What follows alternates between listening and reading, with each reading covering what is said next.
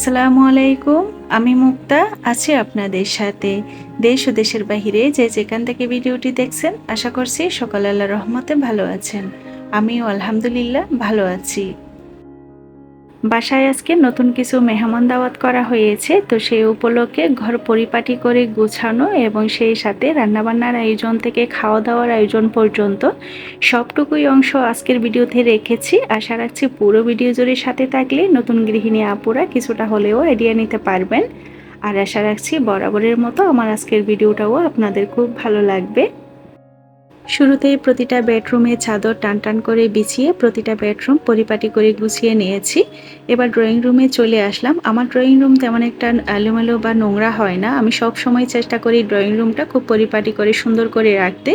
বাসায় বাচ্চা থাকলেও আমার বাচ্চারা তেমন একটা এলোমেলো করে না, যেটা যেভাবে গুছিয়ে রাখি সাজিয়ে রাখি সেভাবেই থাকে আলহামদুলিল্লাহ।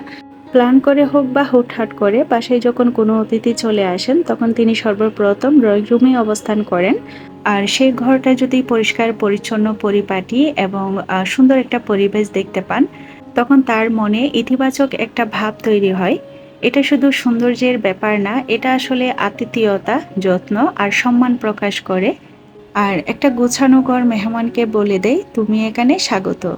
আর তাই আমি মনে করি মেহমান আসার আগ মুহূর্তে কাজের মেইন পার্ট হচ্ছে ঘর পরিষ্কার পরিচ্ছন্ন পরিপাটি করে গুছিয়ে রাখা। অনেকেই মনে করেন বাসায় মেহমান দাওয়াত দেওয়া মানেই অনেক ঝামেলার একটা কাজ, কিন্তু আমার মনে হয় যদি একটু পরিকল্পনা করে কাজ করা যায় বা একটু আগে থেকে গুছিয়ে কাজ করা যায়, তাহলে পুরো বিষয়টাই অনেক সহজ হয়ে যায়। যেমন দাওয়াতের দু একদিন আগে থেকেই যদি ঘরটা একটু একটু করে গুছিয়ে রাখা যায় বা বাজারের তালিকা তৈরি করা যায়, বা রান্নাবান্নার কাজে বা খাওয়া দাওয়ার যে বিষয়টা থাকে কিছু কাজ যদি আগে থেকে গুছিয়ে রাখা যায়, তাহলে দাওয়াতের দিন আর কোনো তাড়াহুড়ো বা মানসিক চাপ থাকে না।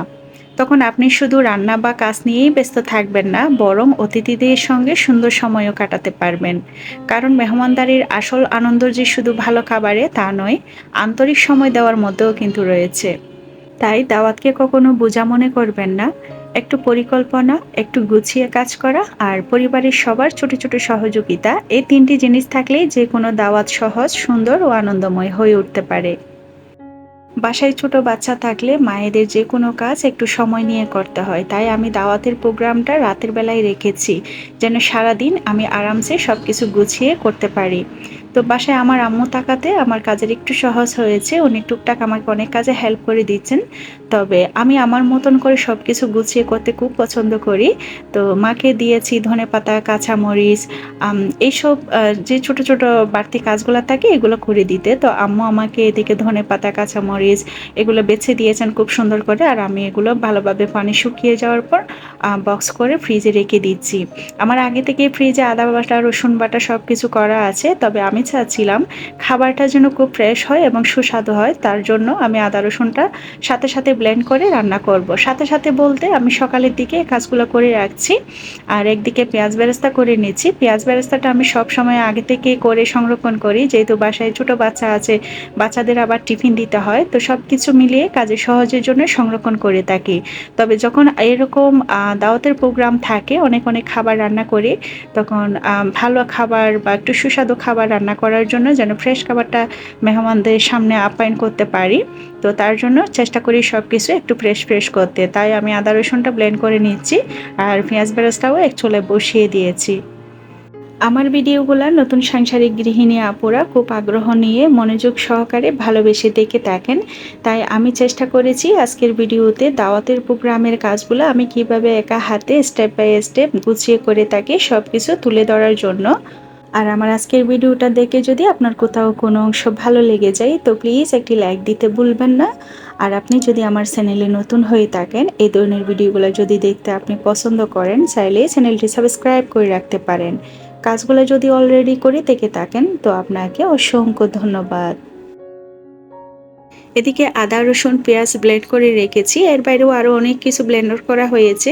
এগুলো আসলে ভিডিওটা স্কিপ হয়ে গিয়েছে। কিছু বাদাম পেস্ট করেছিলাম, কিছু নারকেল ব্লেন্ড করে দুধ বের করে রেখেছি চিংড়ি মালাইকারি রান্না করার জন্য, আবার কিছু সরিষা ব্লেন্ড করে রেখেছি। বিভিন্ন রান্নাতে আসলে এক এক রান্নাতে এক একটা মশলা ব্যবহার করতে হয়, তো যা যা ব্লেন্ড করার দরকার সব কিছু করে রেখেছি। কিছু জিরা ব্লেন্ড করে, কাঁচা জিরা, তারপর আবার পাটায় বেটে নিয়েছি। তো এভাবে আসলে সব কিছু খুব যত্ন সহকারে করে নিচ্ছি। আমার এই দাওয়াতের কাজগুলো করতে আসলে মন থেকে খুবই ভালো লাগে। আমি খুব সময় নিয়ে আগে থেকে সব কিছু গুছিয়ে করে রাখছি। আর এদিকে ব্লেন্ড করা শেষ হয়ে গেলে ব্লেন্ডার মেশিনটাও খুব ভালোভাবে পরিষ্কার করে জায়গা মতো রেখে দিয়েছি। আমরা অনেক সময় দেখি যখন অনেক অনেক রান্নাবান্না করতে হয়, একসাথে অনেক কাজ করতে হয়, তখন দেখা যায় ব্লেন্ড করা শেষে ব্লেন্ডার জগটা ওভাবেই রেখে দিই নোংরা অবস্থায়।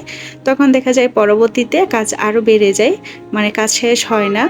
তো আসলে সব কিছু যদি এভাবে সাথের কাজ সাথে করে রাখা যায় তো কাজের অনেক সহজ হয়, কাজ করেও শান্তি লাগে।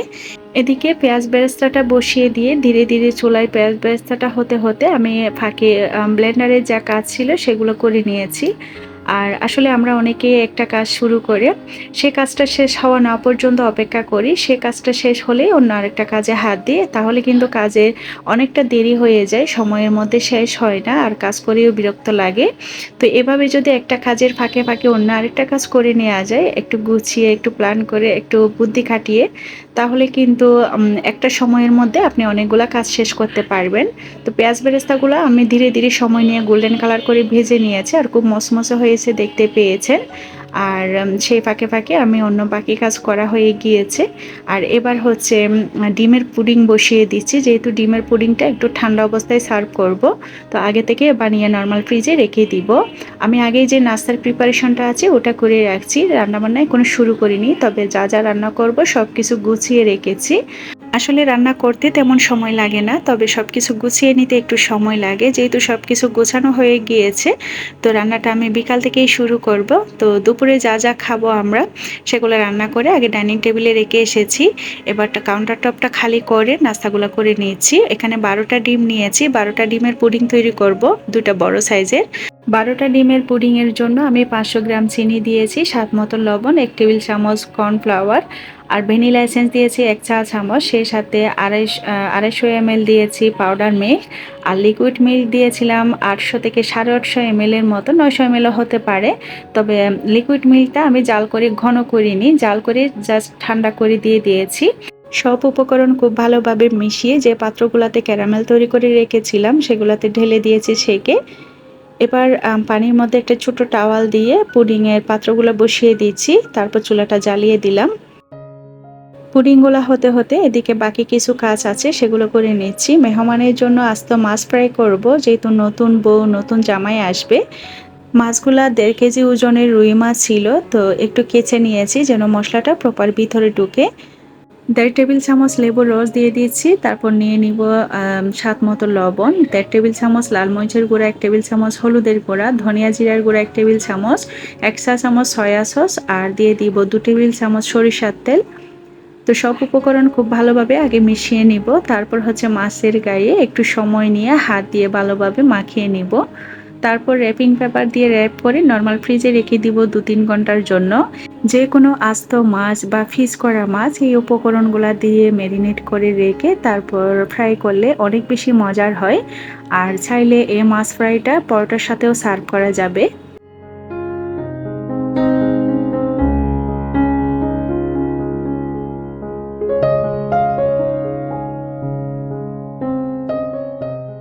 এদিকে পুডিংগুলা হয়ে গিয়েছে আর আমি ঘড়ি ধরে 25 মিনিট চুলায় রেখেছিলাম। এবার নামিয়ে ঠান্ডা হয়ে গেলে তারপর নর্মাল ফ্রিজে রেখে দিব। মাছ মাংস যা রান্না করব বা যতগুলো আইটেম করব সবগুলাই একটু ভেজে নিতে হবে আগে থেকে, তাই আমি বাজার কাজটাই আগে শুরু করে দিয়েছি। আগে যদি সব কিছু ভেজে একটা সাইডে রেখে দিয়ে রান্না শুরু করি তাহলে আমার রান্নার কাজ আরও সহজ হয়ে যাবে। তাই এক চুলায় আমি বাইন মাছ ভাজতে দিয়েছি, বাইন মাছটা আমি একটু লবণ হলুদ মেখে ভেজে নিচ্ছি। আর এইদিকে মুরগির রোস্টগুলো ভেজে নিচ্ছি। যেহেতু সোনালী মুরগি না বাছলেও চলে, তবে যেহেতু পরিমাণে একটু বেশি 30 পিস ছিল, আমার 30 জনের আজকে আয়োজন হবে, তো পরিমাণে বেশি যেহেতু যেন না ভাঙে আবার যেন কালারটাও সুন্দর আসে, তাই একটু লবণ আর জর্দার রং মিশিয়ে হালকাভাবে ভেজে নিয়েছি। এক চুলায় মাংসের আইটেমগুলো আর এক চুলায় মাছের আইটেমগুলো ভেজে নিয়েছি। তো রোস্টগুলো ভাজা হয়ে গেলে আস্ত কবুতরের ঝাল রোস্ট করব, তো সেগুলোও একটু লবণ হলুদ মেখে হালকাভাবে ভেজে নিব। সব কিছুই আমি খুব হালকাভাবে ভেজে নিচ্ছি, অত কড়া করে ভেজে নিচ্ছি না, শুধুমাত্র সুন্দর একটা ফ্লেভার আর কালারটা আসার জন্য ভেজে নেওয়া। এবার চুলায় দুটো রান্না বসিয়ে দিয়েছি। বুটের ডাল ভুনা করব। তো বুটের ডাল আমি আগে থেকে একটু সিদ্ধ করে নিয়েছি, একটু লবণ হলুদ দিয়ে অল্প একটু পানি দিয়ে সিদ্ধ বসিয়ে দিয়েছি। আরেক চুলায় গরুর মাংসটা বসিয়ে দিচ্ছি। যেহেতু গরুর মাংস হতে অনেক সময় লাগে, তাই আমি রান্নাটা দুধাপে করব। শুরুতেই ভালোভাবে কষিয়ে ঝোলের পানি দিয়ে নামিয়ে রাখবো, ভালোভাবে সিদ্ধটা করব না। তো রান্নাবান্না শেষ হলে, সব রান্না শেষে তারপর আবার চুলায় দমে বসিয়ে রাখবো। এখানে 3 কেজি গরুর মাংস ছিল, সব ধরনের মশলাপাতি সেই অনুপাতে দিয়ে দিচ্ছি। যেহেতু ফ্রেশ মাংস ছিল, তো কিছু আলু অ্যাড করব। আর গরু মাংসের রেসিপি আমি অনেক ভিডিওতে দেখিয়েছি, তাই আর আজকে তেমন ভালোভাবে বলে দিচ্ছি না, তবে দেখিয়ে দিয়েছি।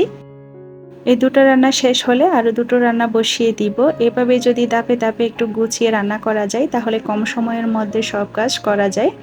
আর রান্না করতেও কিন্তু ভালো লাগে। সব কিছু যদি হাতের কাছে গোছানো থাকে, সময়ের মধ্যে সব কাজ শেষ করা যায় গুছিয়ে কাজ করলে, যেটা আমি সব সময় বলে থাকি।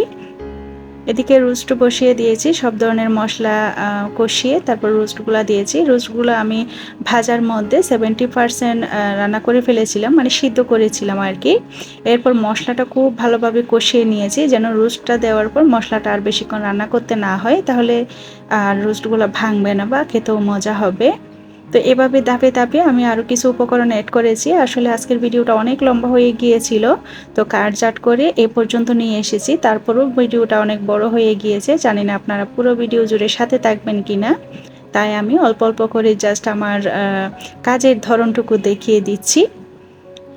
এক চুলায় রোস্ট বসিয়ে দিয়েছি, ওটা সিদ্ধ হতে হতে বাকি চুলায় আমি মাছের যে আইটেমগুলো ওইগুলো করে নিচ্ছি একের পর এক।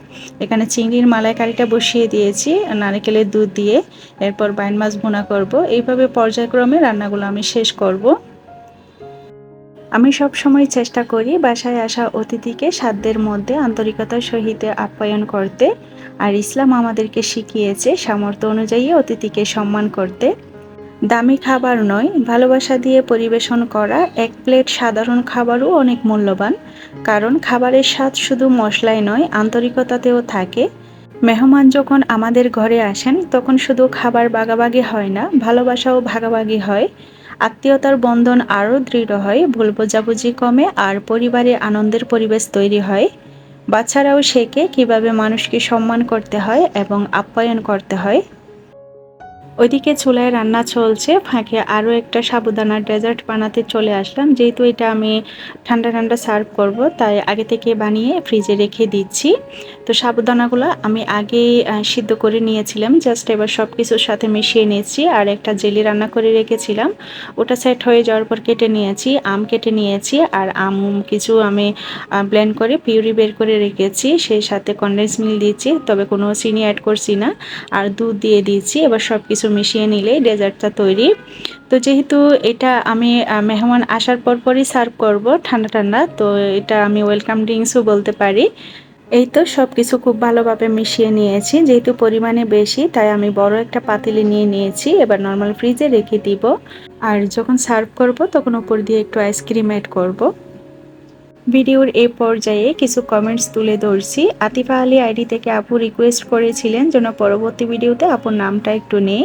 আতিফা আপু, আপনাকে অসংখ্য ধন্যবাদ প্রতিনিয়ত আমার ভিডিওগুলো দেখে আমার ভিডিওর সাথে থাকার জন্য, আর আপনার নামটাও খুবই সুন্দর।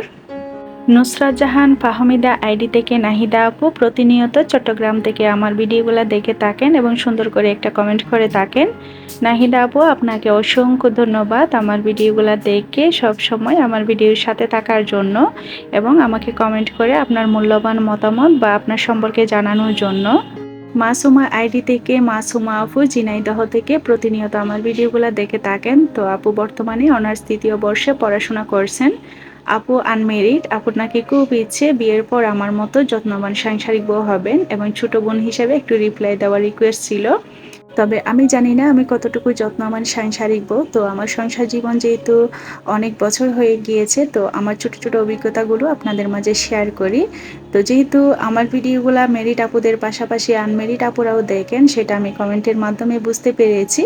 তো আমার কাছে বিষয়টা খুবই ভালো লেগেছে, আর আমি চেষ্টা করব এভাবেই আপনাদের সাথে থাকার জন্য বা পাশে থাকার জন্য। তো দোয়া করি আল্লাহর কাছে, আল্লাহ আপুর আশা পূরণ করে দিন এবং আপুর ভবিষ্যৎ খুব সুন্দর করে দিন। এদিকে রান্নাবান্না শেষ করে কিচেনটা খুব ভালোভাবে ক্লিন করে সব কিছু গুছিয়ে রেখে তারপর নিজে শাওয়ার করে এসেছি এবং সুন্দর করে পরিপাটি করে একটা শাড়ি পরেছি, যেটা আপনারা দেখতে পাননি। যাই হোক, এবার মেহমান অলরেডি আসা শুরু করেছে, তো যারা আসছেন তাদেরকে নাস্তা দিয়ে একটু আপ্যায়ন করছি। তো পুডিংটা আমি ফ্রিজে রেখেছিলাম বানানোর পরে, দেখতে পাচ্ছেন কতটা সুন্দর এবং খুবই মজার হয়েছিল আর খুবই স্মুথ, একদম পারফেক্ট একটা পুডিং হয়েছে। তো রেসিপিটা যদি আপনারা আরও একবার দেখতে চান তো পরবর্তী কোনো একটা ভিডিওতে দেখিয়ে দিব, কমেন্টে জানিয়ে দেবেন। আর এবার আমি কেটে সার্ভ করছি। যারা একটু তাড়াতাড়ি এসেছিলেন তাদেরকে নাস্তার আইটেম একটু বেশি দিয়েছি, পুডিং, সাবুদানার শরবত, মিষ্টি, স্যান্ডউইচ। তো যারা একটু দেরিতে এসেছিলেন তাদেরকে একটু কমিয়ে দিয়েছি, যেন বাতের আইটেমগুলো একটু শান্তি মতন সবাই নিতে পারে। তো খাওয়া দাওয়ার পরেও আবার একটু ডেজার্ট ছিল, দই, মিষ্টি, পুডিং, আর অনেক কিছু ছিল, ফল ছিল। তারপর এদিকে সব শেষে রান্নাবান্না শেষ, মেহমানদের সাথে গল্প আড্ডা গুজব চলছে, সেই সাথে এক চুলায় গরু মাংস যে কষিয়ে রেখেছিলাম সেটা বসিয়ে দিয়েছি, আর এক চুলায় হচ্ছে পোলাওটা বসিয়ে দিয়েছি। এখানে 4 কেজি চাউলের পোলাও আছে, আর পোলাওটা আমি চালটা আগে থেকে ধুয়ে রেখে দিয়েছিলাম। তো এবার শুধু গরম গরম একটু বসিয়ে দিয়েছি, যেহেতু পোলাও হতে সময় লাগে না, আর পানিটা সিদ্ধ করে সব কিছু দিয়ে তারপর আমি পোলাওটা একবারে বসিয়ে দিয়েছি, আর খুব ঝরঝরা হয়েছে। এবার মেহমান চলে এসেছে অলরেডি, সবাই অনেক সময় ধরে সবাই গল্প আড্ডা করার পর তারপর খাওয়া দাওয়াগুলো টেবিলে সাজিয়ে নিয়েছি। এই ছিল আমার আজকের মেহমানদারি।